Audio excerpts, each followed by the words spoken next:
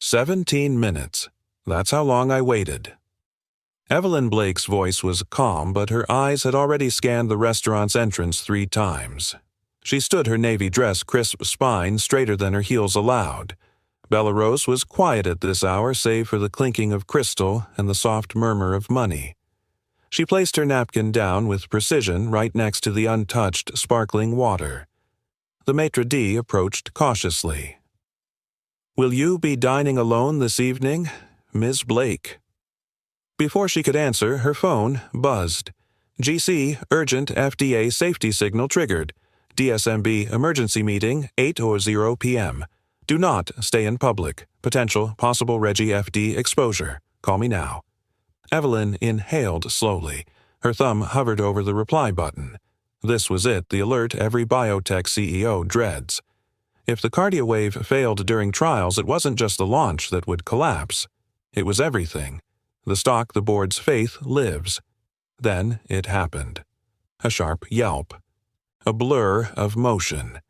2 waiters collided as a little girl darted between them chasing something unseen. A tray of soup tilted molten, steaming, about to fall. Evelyn moved instinctively. One hand caught the tray midair, the other caught the child. The room gasped. So did the girl. She looked up with wide hazel eyes, curly brown hair, a tangled halo around flushed cheeks. "My daddy's sorry. He's late," she whispered solemnly. From the entrance, a man rushed in breathless, his shirt wrinkled and streaked with what looked like flour. His shoes were soaked. His eyes searched the room until they landed on the girl, relieved, then embarrassed. Maisie." He crouched. "I'm so sorry. Are you okay?" The girl nodded, holding Evelyn's hand. Evelyn blinked down at her momentarily, forgetting the disaster brewing in her inbox. The man turned to Evelyn, sheepish. "Thank you. I stopped to help someone on the sidewalk. They fainted. I couldn't just." Evelyn raised a brow, not unkindly. "And you didn't think to call." "I did," he said. "But—" She made the reservation. Evelyn's gaze flicked back to Maisie. The girl grinned, missing a front tooth. "I saw pancakes on the menu, so I clicked book. Daddy didn't know." He laughed helpless. "I work 2 jobs. She's persistent." Evelyn took a long breath. The maitre d' still hovered. Her phone buzzed again. She had less than 20 minutes before the emergency call. GC would want her on immediately. She had no time for strangers, no time for this. But the child was still watching her, one small hand wrapped around her blazer sleeve. And something about the girl's unfiltered honesty, a rawness Evelyn hadn't touched in years, slowed her steps. "I have 17 minutes, Evelyn said finally. "Let's sit." The waiter, flustered, led them to the corner table. Evelyn typed quickly to GC calling from kitchen in 10. "Staying off floor. Will update." Then slipped the phone into her coat pocket. The man reached for a napkin to dab his shirt. "I'm Caleb, by the way. Caleb Monroe. I usually wear fewer food stains when I meet someone for the first time." Maisie giggled. "He always burns the first pancake." Evelyn's lips curved. "I'm Evelyn." Caleb didn't flinch. Didn't ask Evelyn who didn't offer a resume or a compliment. She liked that. "So, you really stopped to help someone on the street?" He nodded. An elderly man collapsed on 5th. "I stayed until EMS arrived. Didn't think I'd be so late." "You chose to stop," she said softly, "knowing it would make you late. I wasn't raised to walk past someone who's down." The simplicity of it hit her harder than expected. Kindness without agenda. Maisie, meanwhile, was arranging her crayons. A children's menu appeared from a kind waiter who clearly understood the dynamics of small, hungry humans. "What do you do?" Caleb Evelyn asked. He hesitated. "Maintenance at the Brooklyn Library at night. Dishwashing in the afternoons. I used to be in biomedical engineering, before everything changed." She waited. "My wife passed," he said gently. "Maisie was just 2. I burned out. Couldn't look at a lab without seeing her hooked up to tubes. So I walked away. Now I fix things people throw out. And you raise her alone," she said. Best job I've ever had." Maisie beamed. Evelyn studied him. No self-pity, no performance. Just quiet clarity. "You don't know who I am." "Do you?" she asked. He blinked. "Should I—" She exhaled a sound between relief and regret. "No." After 10 minutes, Evelyn rose. "Excuse me for a moment." She walked briskly toward the kitchen, bypassing curious glances. A waiter tried to stop her. She flashed a boardroom stare, and the door swung open. Inside, fluorescent light bounced off stainless steel. Cooks chopped in rhythm. She tucked herself into the corner phone to ear. Safeline GC asked, "Kitchen. Signals clean. I have 10 minutes. Device registered anomaly in cohort 3. DSMB is reviewing. We'll need your statement tonight. Understood. Any press? Not yet. But keep your head down. And, Evelyn, don't get photographed. Copy that." She ended the call, breathing steady. Then turned. Through the glass porthole she saw Caleb helping Maisie arrange her napkin like a sailboat. And just like that, her jaw softened. Her fingers, always tense, relaxed. This wasn't supposed to matter. But it did. She returned to the table. Maisie held up a doodle on the kids' menu, 3 stick figures holding hands. "This is me. This is Daddy. This is you," she said. Evelyn's breath caught. "You drew me. You saved me," Maisie said simply. Caleb looked embarrassed. "She draws everyone she likes." Evelyn couldn't remember the last time she was in anyone's family drawing. Maybe never. Her phone buzzed again. Ear heads up, rumor sites sniffing around. "Try not to get seen tonight." Whisper of FDA delay making rounds. A flash. Evelyn's head jerked up. Across the room, someone slipped their phone back into their coat. She stood. "I have to go." Caleb nodded, surprised but not offended. "Thanks for the time." Maisie reached up and hugged Evelyn's waist. Evelyn froze, then knelt. 17 minutes, she whispered. "Thank you." Maisie whispered back, "Come next time. I'll draw you again." Evelyn walked briskly out of Bellero's coat, flaring heart faster than it should have been. The door to the kitchen had closed. But something had opened. The hum of the Bellero's kitchen wrapped around Evelyn like white noise metal motion and the faint hiss of steam. She pressed her phone to her ear, half hidden behind a tower of plates, her reflection blurred in the chrome. "Confirming this is a private line," she said quietly. Her general counsel's voice crackled through. "Confirmed. No one else can hear you. The FDA safety signal's real. One of the cardiac assist units triggered erratic pressure readings in a test patient. DSMB convenes at 8. Evelyn exhaled, gaze flicking toward the door that separated her from the dining room. "What's the preliminary risk unknown, but you'll need to avoid any off-record mention of it. Reg FD applies. We'll prepare a safe harbor statement for tomorrow if needed. Keep your head down tonight." She looked toward the tiny round window in the door. Through the glass she could see Caleb leaning across the table helping Maisie reach her straw. The little girl's laugh carried faintly even through the kitchen noise. "Copy that," Evelyn said, voice tightening. "I'll call in again after the DSMB review. Stay off the floor if anyone from the press shows up," the GC added, "and for God's sake, don't get photographed." She ended the call, dropped the phone into her bag, and drew a steadying breath. Don't get photographed. It was almost funny if she weren't living it. When she stepped back into the dining room, the noise softened. Caleb looked up immediately, his expression open, uncertain, like someone waiting to see if he'd just been stood up twice in one night. "You didn't have to come back," he said lightly. "I figured important people usually just vanish mid-dinner." Evelyn slipped into her chair. "That depends. Some dinners are harder to walk away from." He smiled, tired, crooked reel. "You sound like you've done this before." Walked away. She stirred her water, watching the ripples. "Too many times." Maisie slid her a crayon. "You can color, too." Evelyn looked down at the childish sketch of a cat in a party hat. "You think I'd make a good artist?" Maisie nodded seriously. "You already draw smiles." Caleb chuckled under his breath.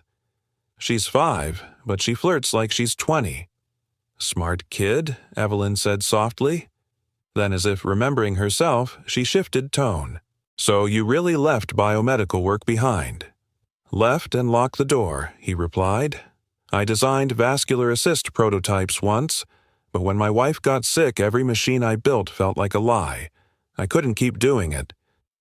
Evelyn's fingers stilled. That's an impossible thing to walk away from. He shrugged. Sometimes survival looks like failure until you're far enough away to see it saved you. Her throat tightened. Survival looks like failure. The words landed deeper than they should have. And you? He asked, eyes curious but kind. What's your story? You walked away from something too, didn't you? She smiled thinly. I run a company that builds medical devices. Walking away isn't exactly an option. That's not what I asked. The air between them went quiet. For the first time in years, Evelyn felt seen not as the CEO, not as the woman in headlines, but as a person who still hadn't figured out where her edges were. Maisie broke the silence. Daddy says grown-ups forget to play. Caleb looked embarrassed. She listens too well. Evelyn smiled. He's right, though. Sometimes we forget why we started. Then maybe we're both a little lost, he said softly. Her phone buzzed again, breaking the spell. A text from IR. Investor Relations Rumor Mill Heating. Keep low. Some blogger sniffing FDA delay. Reminder, avoid public chatter tonight. Evelyn slipped it away without flinching. You ever feel like every move you make is watched? He laughed quietly. I'd be flattered if anyone noticed. I mop library floors after midnight. People only see what they want to see. She looked at him for a long moment. That might be your superpower. Before he could respond, Maisie yawned. Caleb stood, gathering their things. It's late for her. Thank you again. For catching my kid and for not storming out. Evelyn rose, too. You're welcome, and for what it's worth, 17 minutes well spent. He blinked. You counted, she smiled. Of course. I'm punctual to a fault. Maisie tugged at her sleeve. Will you come read with us sometime? Daddy reads the voices funny. Evelyn's lips softened. I'll think about it. And she would. More than she meant to. Outside, rain began to fall, thin, silvery threads against the restaurant's glass facade. Evelyn paused beneath the awning, phone in hand. She typed a quick note for herself. Find out who leaked FDA flag. Secure DSMB report. No public statement until safe harbor cleared. Her reflection stared back, precise, composed, untouchable. Yet inside, something trembled. Then her screen lit up again. A new message from IR: do not allow photos tonight. Tabloid account flagged sighting at Bellerose. Possible optics issue. She froze, then turned slowly toward the street. A man across the road lowered his phone camera, pretending to check messages. Another flash, faint but real, had caught her peripheral vision earlier. Her stomach dropped. Of course they'd twist this. A CEO dining with a janitor and his daughter out of context, out of proportion, it was an irresistible narrative for people who'd never met either of them. She stepped back inside just long enough to see Caleb holding Maisie's coat patient kind. For one irrational moment, she wanted to warn him, to explain how cruel the world could be with a story it didn't understand. But the words wouldn't come. Instead, she whispered something almost to herself. Some kindnesses don't survive the spotlight. Caleb turned, half smiling. Everything okay? Fine, she said too quickly. Just stay safe on your way home. He nodded, still unaware of the storm brewing around her. By the time Evelyn reached her car, the city's lights blurred through the rain. She sat behind the wheel for a long moment, fingers drumming the steering. This shouldn't matter, she told herself. He's just a man you met by accident. Focus. But when she closed her eyes, she saw the drawing again, 3 stick figures holding hands and the tiny voice saying, "You already draw smiles." The irony wasn't lost on her. Her phone rang again. GC impatient. Evelyn, are you home? The DSMB's calling in 10. I'm en route, she said, pulling out into the wet street. And John, make sure all investor channels stay dark. No comments, no leaks. Understood, he replied. But one more thing. Someone posted a blurry photo on social. It's circulating in PR chat. Her grip on the wheel tightened. Describe it. Hard to tell. Looks like you kneeling next to a child, maybe helping her up. Caption says, Tech Queen's Secret Family. Probably nothing but shut it down, she said sharply. File privacy notice. If the child's face is visible, send a formal demand under the platform's Child Protection Clause. You think it's serious. Evelyn's eyes hardened. Everything's serious when you're a woman at the top. Silence on the line. Then the GC said quietly, I'll handle it.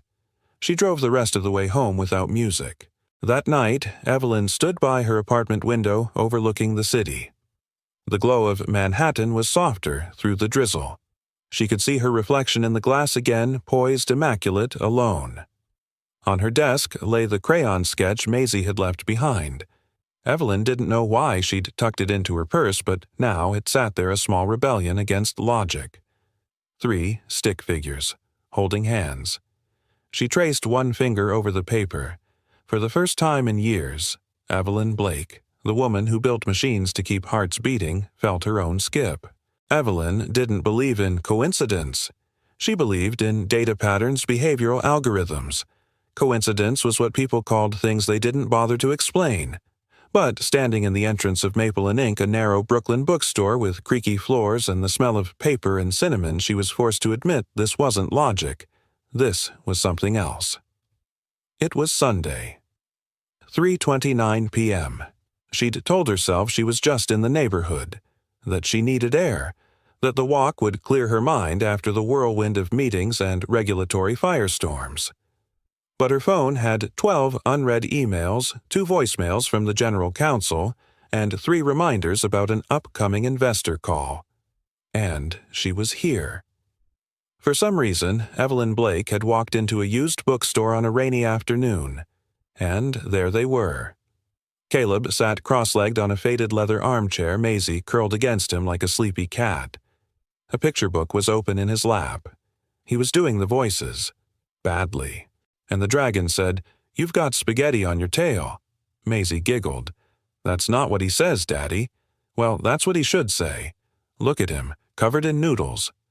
Evelyn didn't mean to smile, but it happened. Quietly, dangerously. Caleb looked up then and froze. Their eyes met across the aisle. For a second, Evelyn thought he might stand apologize for something or simply fade away. But instead, he smiled. That same lopsided, unpolished smile that made it impossible to armor up. You lost, CEO, he said, voice barely loud enough to carry. Evelyn stepped closer. I told you, I'm just Evelyn. Maisie perked up. You came back, I did. She sat on the nearby bench, legs crossed. Couldn't resist the dragons and spaghetti. Maisie grabbed her hand without hesitation as if they'd known each other far longer than 2 short meetings. Evelyn blinked at the contact. No one touched her without asking. No one had dared in years. You're reading The Brave Little Disaster, Evelyn said, eyeing the book. Caleb raised a brow. You know it. I read it when I was 6. Cried for a week when the cloud got blown away. Maisie gasped. You remember that part? That's my favorite, Evelyn leaned in. Mine too. I always wondered why the grown-ups didn't try to catch her. They didn't see her, Maisie said matter-of-factly. She was too quiet. The words landed like a stone in Evelyn's chest. An hour passed. They read 3 more books, spilled a paper cup of juice, and colored a smiling sun with teeth. Caleb set his empty coffee aside. So, was this another coincidence? Evelyn glanced out the window. The rain had stopped, but the sidewalks still shimmered. I don't do coincidence. Ah, he nodded. You do strategy. I do control, she admitted softly. Because growing up I didn't have any. Caleb didn't push, just waited. My father ran a dry cleaning business, worked late. My mother, Didn't stay long. I learned early that no one was coming. I'd wait for hours, on porches, in classrooms, piano recitals with no applause. Her voice didn't crack, but it thinned. I stopped expecting people to show up. Caleb's reply was simple, steady. "So, now you leave first." Evelyn blinked. "Excuse me." "You waited 17 minutes, he said. "Not 18.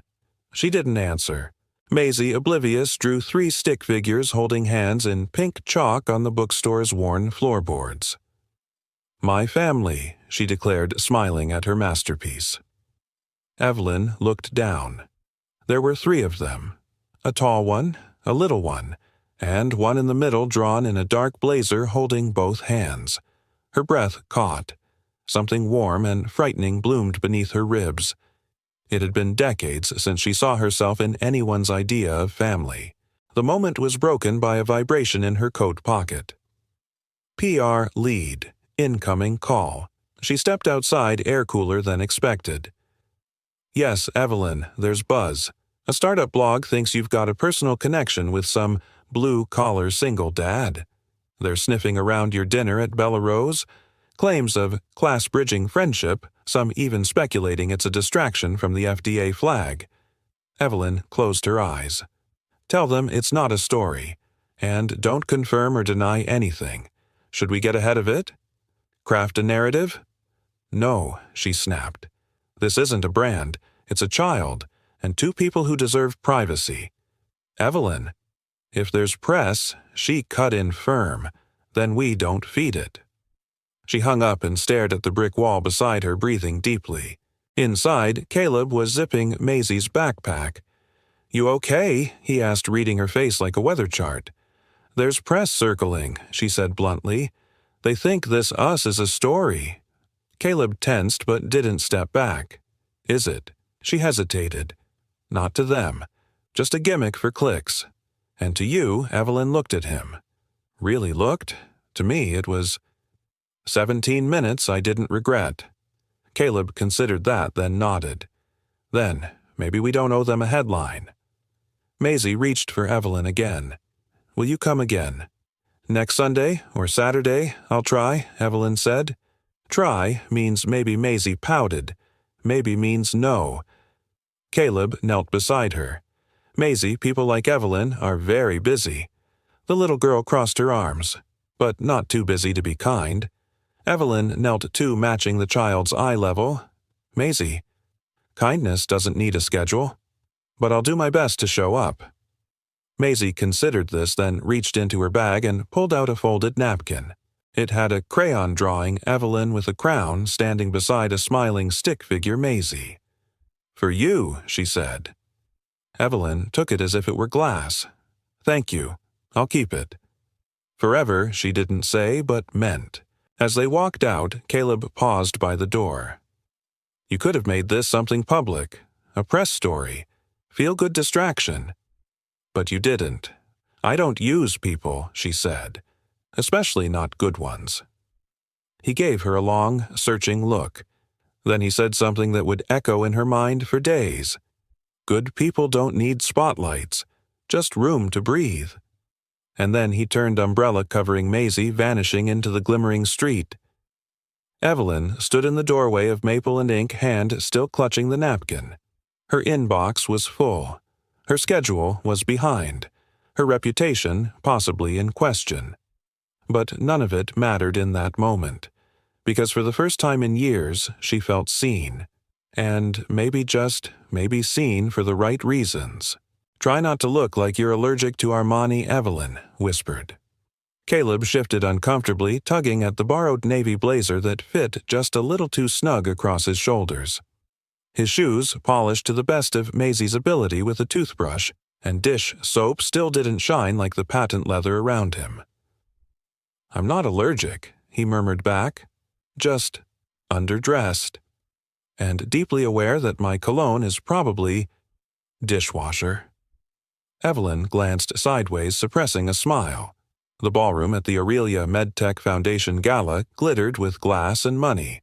Crystal chandeliers cast golden light over gowns that could pay off mortgages and tuxedos that smelled of quiet power. And there, near the back, stood Caleb Monroe, a single dad hands in his pockets, scanning the crowd like someone used to exits more than entrances. Evelyn touched his arm lightly.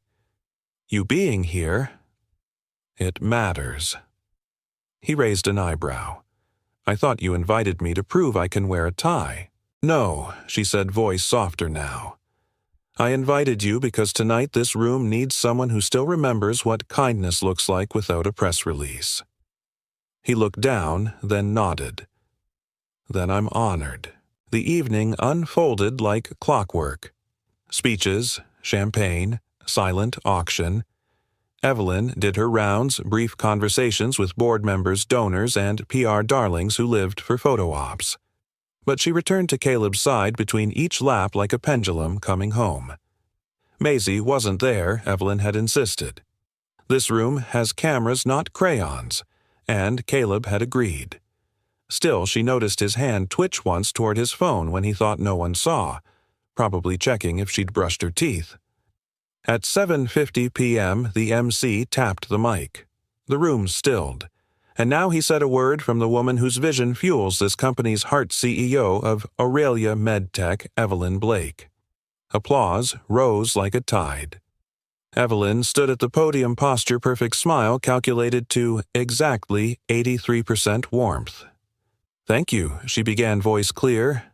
"Tonight, we celebrate progress, innovation, the kind of breakthroughs that save lives not someday but today." As she spoke, her gaze skimmed the crowd and caught Caleb still by the wall, half in shadow. And yet she continued a beat slower. Sometimes the most powerful innovations come not from algorithms or machines, but from the simplest decision of all. She paused. The decision to care. Silence rippled. To care even when no one is watching. When there are no headlines, no metrics, just the quiet courage to show up, again and again. For a second, the room forgot to breathe, and then applause. Scattered, then swelling. But Caleb stood still. She stepped down, heart pounding harder than it should. He met her near the hall. Was that about me? Evelyn looked at him steady. It was about everyone who does what's right when it's hard. But yes, I had your voice in my head when I wrote it. He shook his head slowly. That was more than I expected.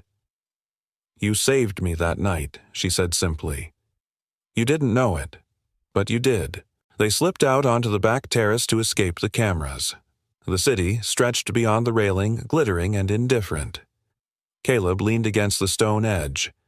I used to think saving people meant machines, devices, solutions. He glanced at her, but sometimes it just means catching a kid before she burns her hand, or reminding someone why they started building in the first place. Evelyn's voice was quiet. You think I forgot. I think maybe you've been fighting so long you stopped remembering what peace feels like. That line hit too close. Before she could reply, her phone buzzed. GC friendly reminder, Reggie FD still applies. And keep your personal life separate from product narratives. Press is sniffing harder than ever. Then another message. PR team. Small blog leaked a blurry image of you exiting Belarus with a child. Watch for follow-ups. Also, don't confirm anything on stage. Evelyn tensed. Caleb noticed. Work, she nodded, unreadable. Always. Then, just behind them, a click. A camera shutter. Faint, but unmistakable. They turned. A man slipped back into the ballroom camera, half hidden under a coat. Evelyn's pulse spiked. They got a photo of what Caleb asked. Me. You. Maybe Maisie the other night. Caleb's jaw tightened. She's 5. I know. Her voice was already steel. If they publish her face, we'll file a demand to blur it. Citing child privacy law. She's not a public figure, and I won't let them make her one. You've done this before. She looked at him. I've survived it before.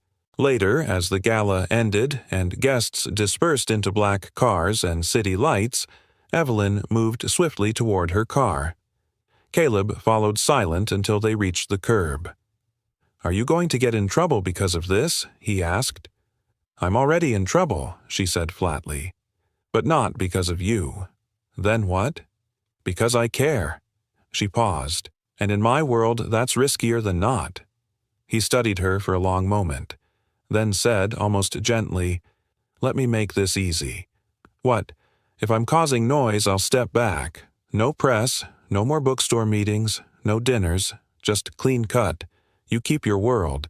I keep mine." The way he said it, calm without bitterness, cut deeper than anger ever could. "Why would you do that?" she asked, throat tight. "Because if the only way to be in your life is in secret or in scandal, that's not kindness. That's hiding." She didn't answer. Caleb nodded slowly. "Take care of yourself, Evelyn." Then he turned and walked away. She didn't stop him, but in her clutch purse beneath the gala program and lip balm was a folded napkin with crayon on it. A stick figure Evelyn, wearing a crown, holding hands with a child. Back at her penthouse city below, like a blanket of scattered stars, Evelyn sat alone. Her phone buzzed again. GC morning board call may include questions about recent media rumors. Stay buttoned up. Morals clause is real. She didn't reply. Instead, she opened her purse, pulled out the napkin, and stared at it. Then, as if on instinct, she reached for a pen and wrote 2 words across the bottom. Blur everything. Because some things weren't meant for cameras. Some things were only real when no one else was watching. Monday, 1:02 p.m. The photo hit the news cycle like gasoline to a match. There it was, a blurry but unmistakable shot of Evelyn Blake, billionaire CEO of Aurelia MedTech, crouched beside a 5-year-old girl outside Belarus. The child's face was visible, eyes wide, smile crooked. And just behind them, a man in a cheap button-down shirt holding a paper bag that had clearly seen better days. The headline was predictable. Tech Queen Dating Dishwasher PR, Pity Play, or FDA Distraction. By 1:15 p.m., the photo was on 5 industry blogs. By 1:30, it had its own Reddit thread. By 2 Dazart, the stock was down 3.4%. At 2:07 p.m., Evelyn's general counsel sent a one-line message, "Get upstairs." Now, she walked into the executive war room with the kind of calm that came from decades of practice. Inside were the people who were paid to panic for her GC head of IR/PR director and a junior associate who looked like he might faint. GC didn't waste time. "We've already filed a demand to blur the child's face under federal minor privacy protection and platform policies." Evelyn nodded. Maisie's not public property. The PR director leaned forward. "The problem isn't just the kid, it's the narrative. They're spinning this as some manipulative class optics move to divert from the FDA flag, that this relationship is a calculated distraction." Evelyn's voice was ice. "So they think I'm manufacturing poverty for PR." "Essentially," the woman said. "They're calling it emotional damage control." IR chimed in. "And investors are skittish. Morals clauses are being reviewed. Some of the institutional funds are asking questions." Evelyn crossed her arms. "Let me guess. Not about the science. About who I had dinner with. Perception is risk," IR said carefully. "And this perception could trigger shareholder action if the board feels it compromises your objectivity." GC added, "And from a Reg FD standpoint, they're waiting to bait you into saying something that confirms or denies the FDA situation off the record." Evelyn didn't blink. "Then I won't speak off the record. Not to anyone." The PR director hesitated. "Evelyn." "The gala speech, it's already being dissected. They're saying the line about kindness before anyone is watching was coded. People are trying to ID the man in the photo." She said nothing. GC pulled out a folder. "The board just sent this. Emergency executive session scheduled for tomorrow night." And Evelyn what? They attached one sentence. He pushed the paper forward. Evelyn read it. "It's either him or your credibility." She sat in her office an hour later, blinds half closed against the world, heart oddly steady. Caleb hadn't called, hadn't texted. Of course not. He knew. She stared at the crayon drawing on her desk. My family still intact, but she could feel the edges fraying. A knock at the door. GC stepped in quietly. We're finalizing the letter to the media outlets now.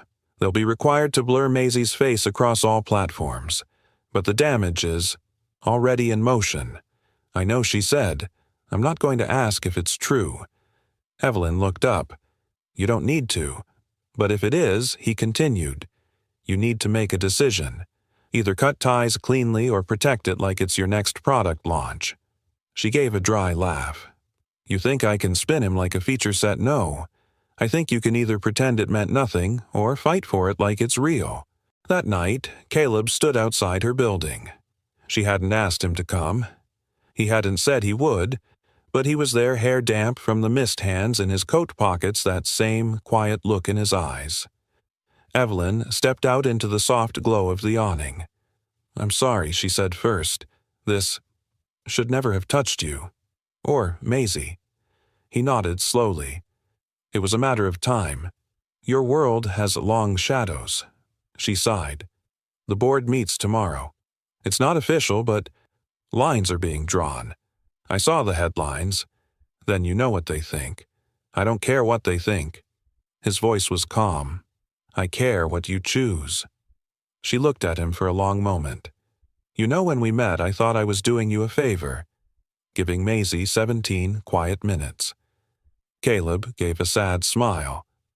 Turns out you needed them more than we did. Her voice broke just a little.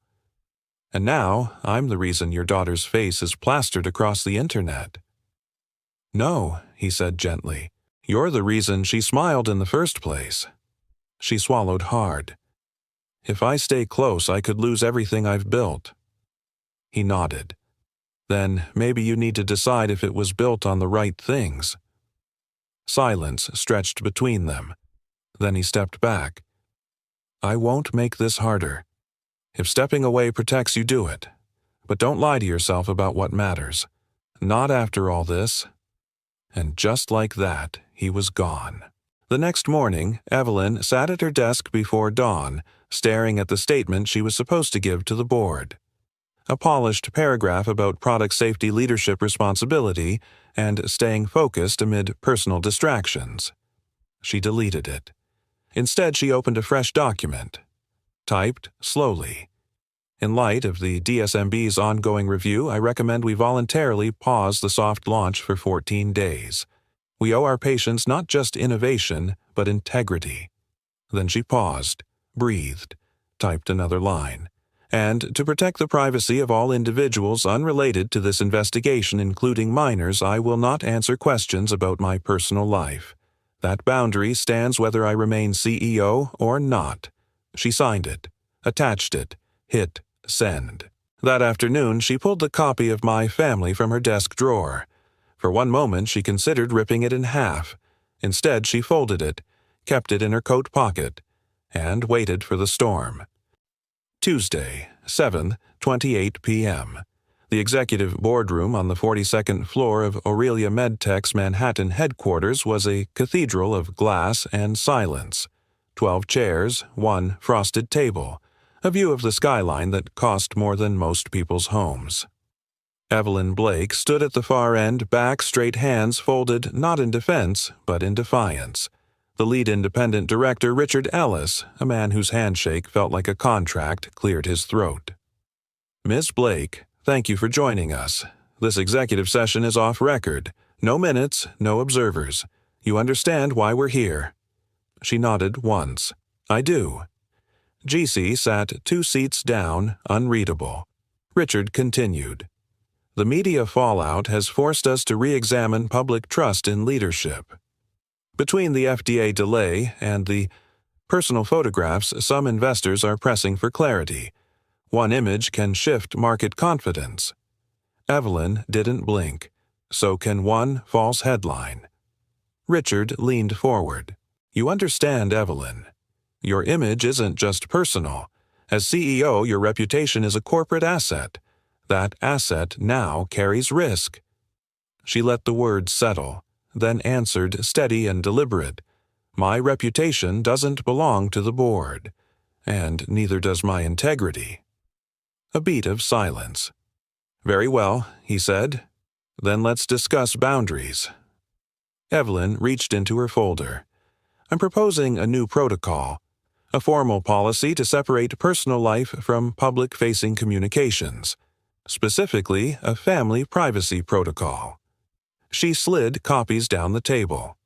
No use of minors or non-consenting individuals in PR material, no commentary internal or external on the personal lives of team members. Any future public engagements involving children will require redaction or blur protections, especially for children like Maisie. The name hung in the air. "Unacceptable," someone muttered. "Necessary," Evelyn countered. "I'm not asking for protection. I'm demanding a standard. Not just for me. For every employee who has ever had to explain why their child's face is on a website they didn't approve." Richard adjusted his glasses. "Even with the policy, Evelyn, this man, this janitor, his proximity to you continues to raise questions. Do you still have contact with him?" Evelyn hesitated. Then Number GC glanced up but said nothing. Richard folded his hands. "And will that remain the case?" "I don't know," Evelyn said quietly. "But I do know that who I care about in private does not affect how I lead this company in public." After the meeting, she stood alone by the glass wall watching the city pulse below. She'd won herself time. Nothing more. Footsteps behind her. GC joined her quiet. "You did well in there," he said. Clear. Unemotional. Just like they wanted.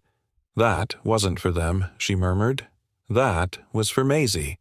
He studied her. "You didn't deny everything." "No," she replied. "I just drew a line they can't cross." He nodded slowly. "But you know the press will push it." "They can try," she said. "They won't find anything." Caleb's already stepped away. GC hesitated. That wasn't his decision, was it? Her throat tightened. "No, it was mine. He offered me a way out, and I took it." "Then why do you look like you lost?" Evelyn didn't answer. Instead, she turned toward her office. "Prepare the press release. I want to make the FDA pause public first thing tomorrow. Full safe harbor disclosure. No sugarcoating." He paused. "Are you sure?" "Yes." She glanced back.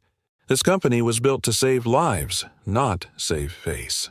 Wednesday, 9:00 a.m. The statement hit the wire at opening bell. Aurelia MedTech CEO Evelyn Blake announces voluntary 14-day pause on soft launch of CardioWave Assist device in response to DSMB request for further data review. Decision made in alignment with patient safety values and transparent governance. It was precise. Legal, controlled. But under the surface, the markets rippled. News anchors spun it. Analysts questioned it. The stock dipped 6.1% by noon. Evelyn watched it unfold from her office coffee gone cold in her hand. The PR lead knocked lightly. "We're getting questions about whether this is a delay or a red flag." "Tell them it's a pause," Evelyn said. "And remind them that caution isn't weakness, it's responsibility." The PR lead hesitated. "There's one more thing. A new article dropped this morning. Not mainstream, but sharp." She passed over a tablet. Evelyn read silently. "Aurelia's Queen. Without her crown. Some are calling the CEO's recent choices admirable, others naive. But here's the heart of it. When you lead a company that builds artificial hearts, do you get to have one of your own?" She handed it back. At least they got the irony right.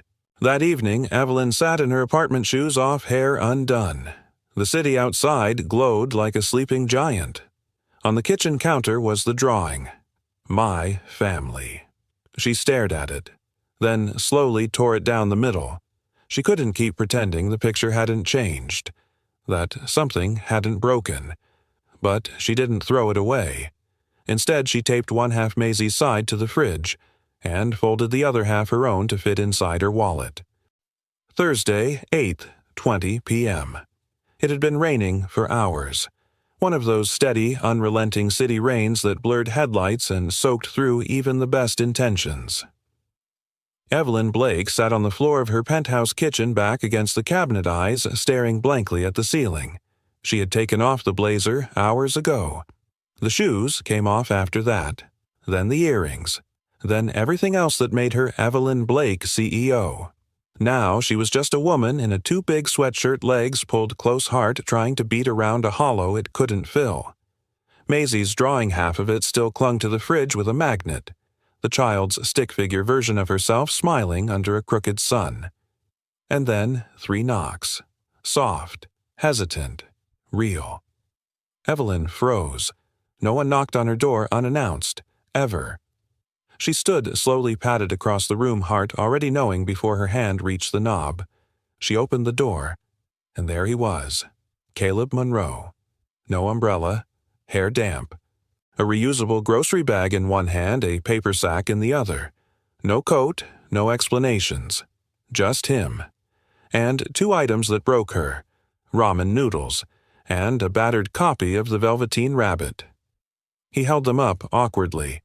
"I didn't come to fix anything," he said. "I just came to be here." She didn't speak, didn't need to, because suddenly she was crying, and not the strong, quiet kind. The real kind. Shoulders shaking, breath hitching, everything she had been holding back crashing at once. He stepped inside without waiting, set the bags on the counter, and folded her into his arms. No questions, no demands, no conditions. Just warmth. Just presence. Just Caleb. They didn't talk for a while. He boiled water. She handed him bowls. It felt like something sacred. Something outside of press cycles and board votes and compliance frameworks. "You still eat ramen?" she asked, voice rough from crying. "Some things don't need upgrades," he said. "Just enough heat and a little patience." She looked at him, eyes swollen but clear. That a metaphor? He shrugged. Maybe. They sat on the floor again, side by side, with 2 steaming bowls between them and the city humming below. She glanced at the bag again. Why the Velveteen Rabbit? He smiled faintly. "Maisie wanted me to bring it. She said it helps when you feel like you're coming undone."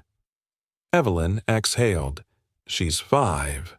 "She's 5, he echoed, "but she sees straight through people."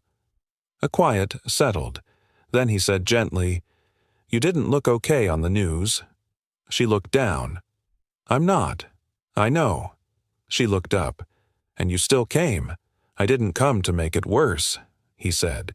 "Didn't come to make it better either. I came because when someone matters, you don't wait for perfect circumstances. You show up, even if all you bring is noodles and a storybook." That sentence clung to the air like incense. Evelyn whispered, "I miss her." He nodded. "She misses you too. She made me promise not to eat the CEO's pancakes until you came back." Evelyn laughed through her tears. "That kid is too much." "No," Caleb said softly. "She's just honest. We lose that when we grow up." Evelyn stirred her noodles. "Do you think I did the right thing?" "Which part stepping back? Drawing lines? Letting you go?" Caleb tilted his head. "It wasn't wrong to protect what you built. It would have been wrong to pretend it didn't hurt." Her hands tightened around the bowl. Then he added, "But it's not too late to rebuild, if you want to." She looked at him. Even with everything out there, even with the world watching. He met her gaze. The world only watches until it gets bored. But the people who matter, they wait. They hope. And sometimes, they come back with ramen. Her phone buzzed on the counter. "GCDSMB wants additional safety data. If we pause for 30 days, it'll impact the IPO spin-off timeline. And your bonus." She didn't answer it. Caleb noticed. "Trouble." She nodded. "The review board wants more data. I can fight it, or I can own it and ask for more time." He didn't push. she whispered, "If I push, pause now, I lose the spin-off timeline. Possibly the launch. Definitely my bonus. And if you don't, someone could get hurt." He didn't speak. He just reached over, took her hand, and gave it a quiet squeeze. That was the moment Evelyn knew. It wasn't about press, or power, or perception. It was about remembering who she was before the title, and choosing to be that person again. They sat on the floor until the noodles were cold and the rain slowed to a hush. Before he left, Caleb turned in the doorway. "You don't have to prove anything to me." "I know," she said, "but if you show up at the bookstore again," he added, "bring your own crayons. Maisie says you owe her a son with sunglasses." Evelyn smiled. Deal. After he was gone, Evelyn walked to the fridge. She looked at the torn drawing again, and this time she didn't just look. She pulled the other half from her wallet, the half with her own stick figure.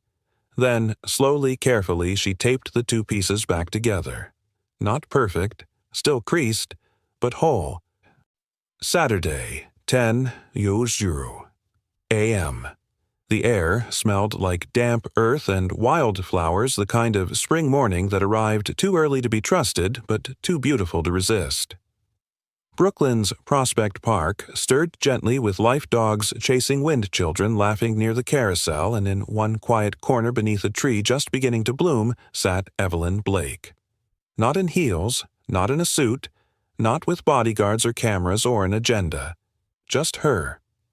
And beside her, on the park bench, Caleb Monroe, holding a paper coffee cup, legs stretched out as if this moment didn't have to answer to anything else. Maisie sat cross-legged on a picnic blanket at their feet, drawing suns with sunglasses and writing "My Family" in bubble letters that wobbled at the edges. "You're quiet," Caleb said gently. Evelyn nodded. "I've been thinking." He smiled slightly. "Dangerous?" She didn't laugh. "Not today." "I'm going to request a full 30-day pause," she said, eyes on the pond. "Voluntary, transparent, safety. First." Caleb didn't flinch. "What's the cost?"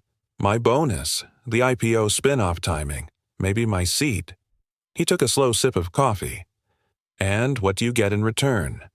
"A clean conscience." He looked at her. "Is that enough?" She finally turned toward him. "It has to be."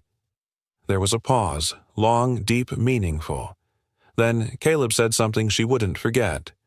"The heart heals when it breaks rhythm, then finds a truer beat." Her eyes glistened, but she blinked the emotion back. "I've spent my whole career building machines that keep hearts in sync. Maybe that's been the problem." Maisie interrupted then, because 5-year-olds never wait for philosophy. "Look," she cried, holding up her drawing. "I made a schedule for today." Caleb laughed. "Of course you did." Evelyn leaned down. "What's on the list?" Maisie pointed, counting on her fingers. "Play, ice cream, read, pancakes, hug, nap, hug again." Evelyn's voice softened. "That's perfect." Maisie grinned. "You can pick which hug you want." Evelyn looked at Caleb. "Can I have both?" He looked back at her for a long moment. "We'll allow it." Later, while Maisie ran off to chase pigeons with the precision of a tiny general, Evelyn pulled a slim folder from her bag and handed it to Caleb. "Legal draft," she said. "It's the internal comms and safe harbor Q&A for the board. The language is tight neutral, no names, no allusions to personal connections." He scanned it briefly. "You're doing it." "I am. You're putting safety first." Evelyn nodded. "And setting precedent. No more hiding, no more PR spin. If we pause for 30 days, we'll gather better data, and we'll show our ethics aren't just part of a slogan." He traced the edge of the folder. "You know they might still use it against you." "They might," she agreed, "but I'd rather lose for doing the right thing than win by pretending to be someone I'm not." A gust of wind stirred her hair. She didn't fix it. Caleb leaned forward. "You've changed." Evelyn shrugged. "No, I've just remembered. Remembered what? That I don't want to be a monument." I want to be someone my team, my patients, and yes, even a 5-year-old can believe in. He smiled. Then you're already winning. She looked at him carefully. Would you believe me if I said I almost didn't send that first reply? The one where I asked to stay 17 more minutes? Yes. She blinked. Why? Because people who live behind walls forget what windows feel like. Evelyn swallowed hard. But you stayed. I didn't stay for the CEO, he said. I stayed for the woman who caught my daughter like she mattered more than headlines. Silence settled between them again. But this time it wasn't heavy. It was sacred. That night, Evelyn sat at her dining table laptop, open, finalizing the board package. The words were clean, tightly worded, legally sound. Proposal voluntary. 30-day pause of CardioWave soft launch in response to DSMB data review request. Objective collect comprehensive safety metrics and reaffirm patient-first positioning. Strategic impact delays. IPO spin-off by 1 fiscal quarter. CEO bonus metrics forfeited per clause.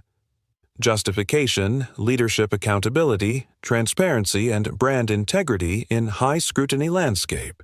She added one more section, Appendix C Code of Care, a new policy proposal. Patient First Trial Governance, Family Privacy Protocol, Executive Recusal Guidelines, Independent Ethics Council Formation. She stared at the screen for a long moment. Then she typed one more sentence. Some decisions aren't about gain. They're about grace. And she hit save. The next morning, she emailed it to the board, time-stamped and complete. Then she closed the laptop and looked out over the city sun just beginning to rise, soft light spilling across rooftops. Her phone buzzed. Richard Ellis, lead director, received. We vote Tuesday. Be ready. She replied, I am. Across the river, in a one-bedroom apartment with peeling wallpaper and a Lego landmine across the floor, Caleb poured pancake batter into a skillet. Maisie danced through the kitchen in dinosaur pajamas. Is she coming today? She asked. Caleb smiled. We'll see. Maisie paused. I think she will. Why? Because she remembered what Maisie grinned, that we saved her too. Tuesday, 9:00 a.m. The boardroom was colder than usual, not in temperature, but in tone. 12 seats, 11 filled. Evelyn Blake stood at the head of the table. No slides, no polish, just a leather folder and the kind of calm that didn't come from confidence but from clarity. She looked each board member in the eye. Richard Ellis sat in his usual place, expression unreadable. GC was present, arms folded, watching closely. PR and IR were dialed in via video, muted, but tense. Evelyn began. I appreciate your time, she said. This won't be long, and I won't pitch you. A few eyebrows rose. I'm not here to spin a pause as a breakthrough, or to frame personal restraint as corporate brilliance. I'm here to do something most CEOs are trained to avoid.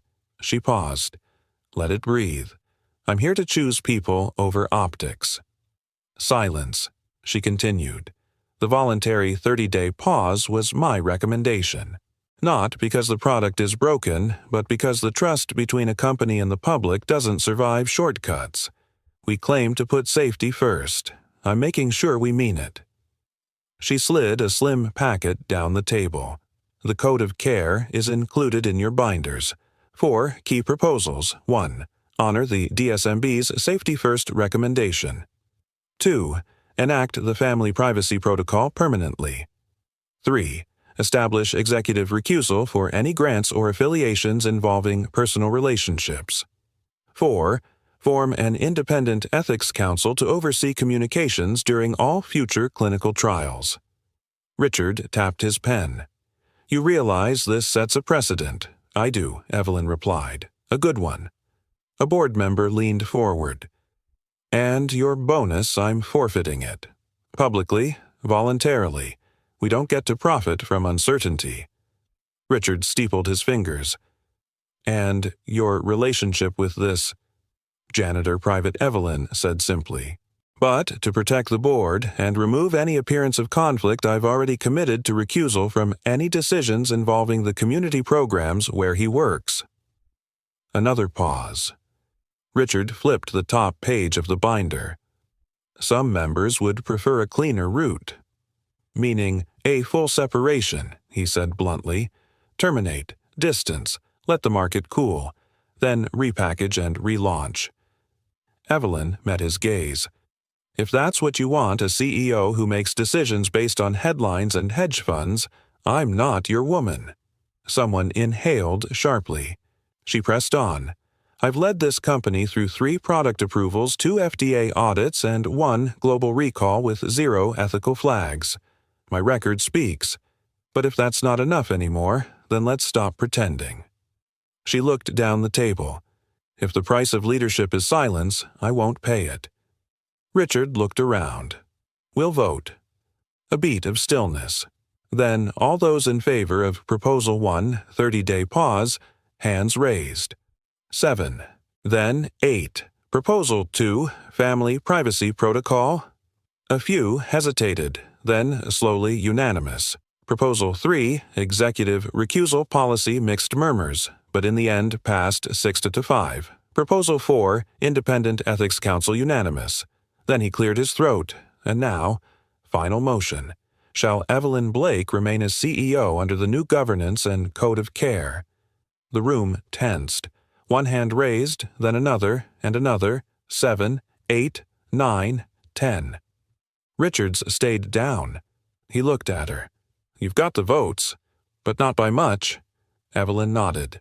"That's all I need." Outside the boardroom, she didn't celebrate. She didn't cry. She simply walked to the end of the hallway, pulled out her phone, and texted one line.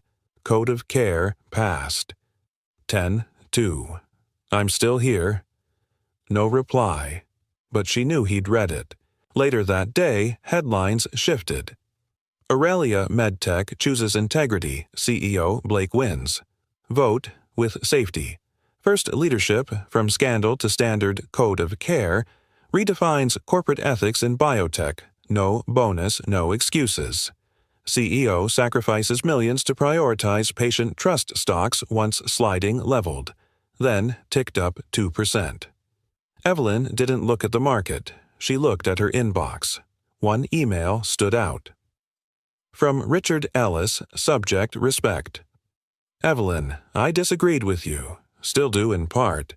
But today, you reminded us what it means to lead without flinching. You didn't win us all, but you earned us back. R."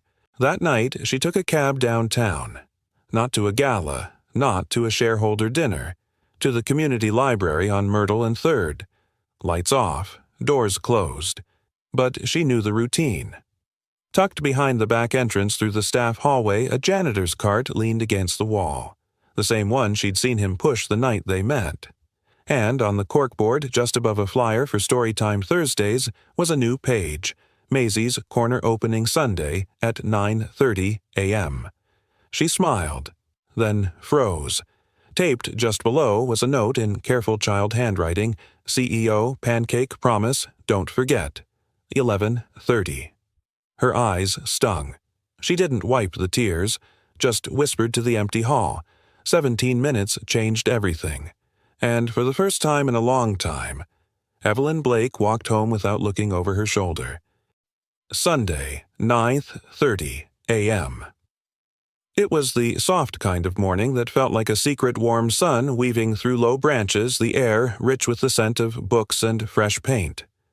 The community library on Myrtle and 3rd had never been so full. Not with noise, not with cameras, just something quieter, fuller, realer. A hand-painted sign above the east wing entrance read, Maisie's Corner in honor of quiet kindness. The words were simple, the meaning not. Inside, a small reading nook had been transformed. Floor cushions in every color, bookshelves built low for small hands, a mural of a tree with paper leaves where children could write their own stories. No press, no photographers, no logos, just a quiet laminated placard on the wall funded by a private donor-advised gift. Children's privacy protected.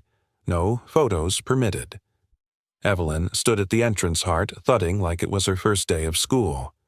No security detail. No team. Just her. She spotted Caleb near the back setting out 2 cartons of juice. His shirt was rolled at the sleeves, a Band-Aid on his knuckle. His eyes lifted as if he'd known exactly when she'd walk in. "Hey," he said. "Hey," she replied. Maisie barreled into view before either could say more, wearing glitter shoes and a dinosaur backpack. "You came. I said I would." "Did you bring crayons?" Evelyn reached into her bag and pulled out a brand-new tin. Maisie squealed and took off running. Caleb looked at the tin, then at her. "That's a lot of crayons." Evelyn smirked. "Well, I owe her a son with sunglasses."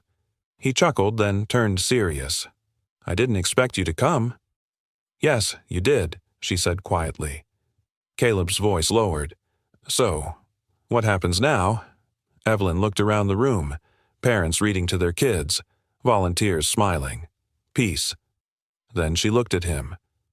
"What happens now," she said, "is I stop pretending my life only fits in one world." He blinked. "You sure I've never been surer." She stepped closer, and before you say it, she added, "This has nothing to do with optics. This space isn't branded. No press. No product tie-in. Just a corner for stories to matter." Caleb's voice dropped. "You matter, Evelyn. Not the CEO. You." I'm starting to believe that she whispered. A woman with graying hair stepped over a child balanced on one hip. "Excuse me, are you Miss Blake?" Evelyn smiled. "Yes." The woman hesitated. "I just wanted to say, thank you. My son's been too shy to read out loud in school, but this place he's been practicing all week to read here." For the first time, Evelyn's throat tightened. "He's braver than most adults I know."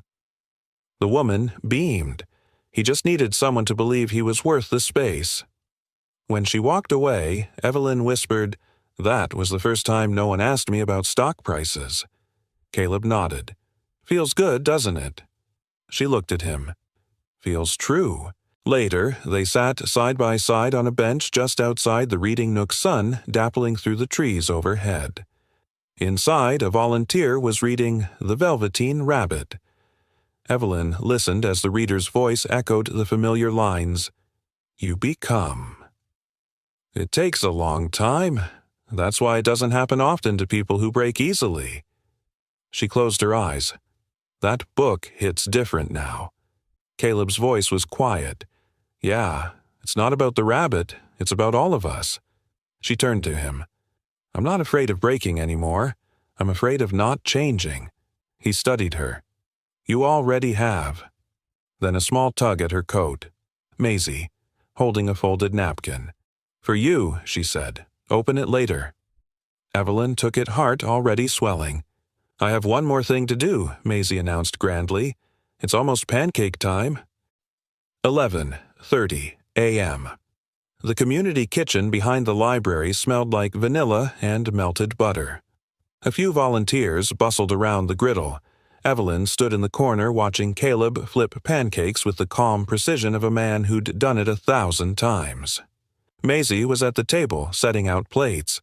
When Evelyn stepped forward, Caleb looked up. "You ready?" She nodded. He handed her the spatula. "Then, let's make it official." She laughed. "Not the proposal I pictured." He smiled. "No rings, no flash." She raised an eyebrow. "What then?" He stepped closer.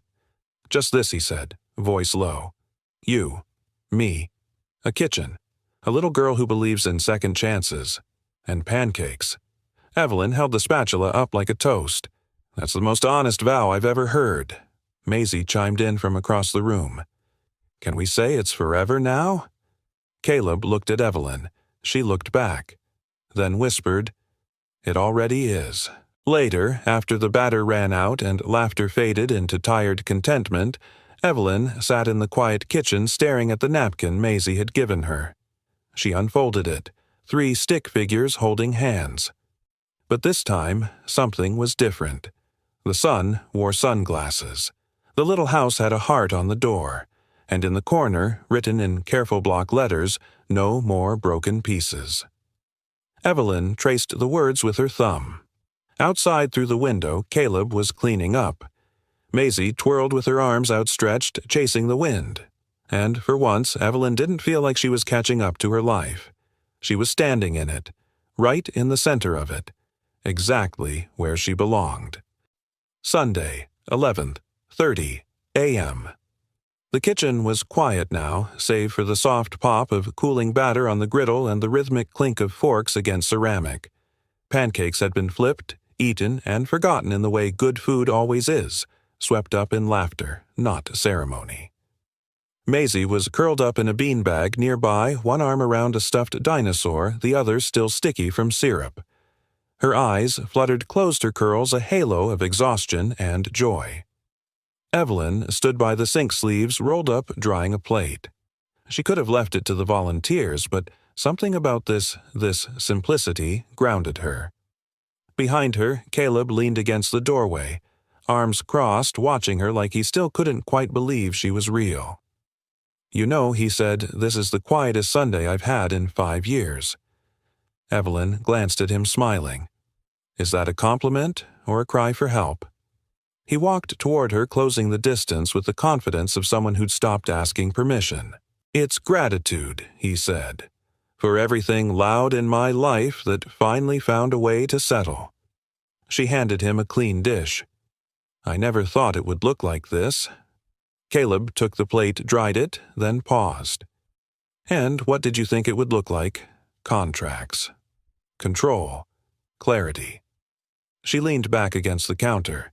Turns out none of those mean anything without crayons and syrup fingerprints. He nodded, serious. Turns out pancakes last longer than power. Evelyn looked at him. "I was never chasing power." "I know," he said. "You were chasing peace. But peace doesn't come with a board vote or a bonus check." She whispered, "No. It comes with 17 minutes. The sun filtered through the kitchen window, now casting soft shadows across the table. Evelyn walked over to it, running her hand across the worn wood. "You didn't bring a ring," she said. Caleb's voice was warm behind her. "No. Thought I'd start with something we both believed in." She turned. He held up the spatula, the same one she'd used to flip pancakes less than an hour ago. "Not a diamond," he said, "but it got us here." Evelyn's eyes filled with something deeper than tears. "You're asking me to stay." "No," he said gently. "I'm asking if I can stay. Not just for Maisie, not just for Sunday mornings, for everything, for the Mondays and the mess, for the moments when the world doesn't clap, for the quiet kind of forever." She took the spatula, held it between them like a fragile oath, then whispered, "You already did. That night with the ramen, you stayed. I just needed time to catch up." They stood like that for a long moment, no witnesses, no audience. Just two people who had been broken open and had chosen piece by piece to rebuild. Then Evelyn laughed softly. "You know, if someone told me a janitor with a chocolate bar and a children's book would rebuild my life, I would have had them escorted out of the building." Caleb grinned. "If someone told me a billionaire would cry over instant noodles, I would have asked what brand." Their laughter lingered. Maisie stirred, then blinking. "Did I miss it?" Evelyn knelt beside her. "Miss what, sweetheart?" "The forever part," she mumbled, still half asleep. Evelyn looked at Caleb. He nodded. She turned back to the little girl. "No. You were here for all of it. You're the reason it started." Maisie sat up, rubbing her eyes. "So, do we still get pancakes every Sunday?" Caleb lifted her gently. "Every Sunday. Every forever." Maisie leaned her head on his shoulder. Even if she's a CEO, Evelyn kissed the girl's forehead. Even then. Especially then. That afternoon, Evelyn walked them home hand in hand. No cameras, no headlines, just sunlight and footsteps and belonging. Outside Caleb's apartment, Maisie tugged at Evelyn's sleeve. "Can I draw on the sidewalk?" Evelyn nodded. "Go ahead." Maisie grabbed her chalk and began scribbling. Caleb unlocked the door, paused. "You coming in?" Evelyn looked at the steps, the threshold, the shift. Then she smiled. "I'm already home." As they disappeared inside, the sun caught the sidewalk chalk just right. 3 stick figures, again, but this time they weren't just holding hands. They cast long shadows, together, unbroken. And in the library window across the street, taped neatly behind the glass, a piece of paper fluttered in the breeze. Code of care signed. Dated. Real, no fanfare, just a promise. To lead with integrity, to choose what matters, to stay. Sometimes it's not the grand gestures that change a life, but the quiet ones. A bowl of ramen, a child's drawing, a hand that chooses to stay.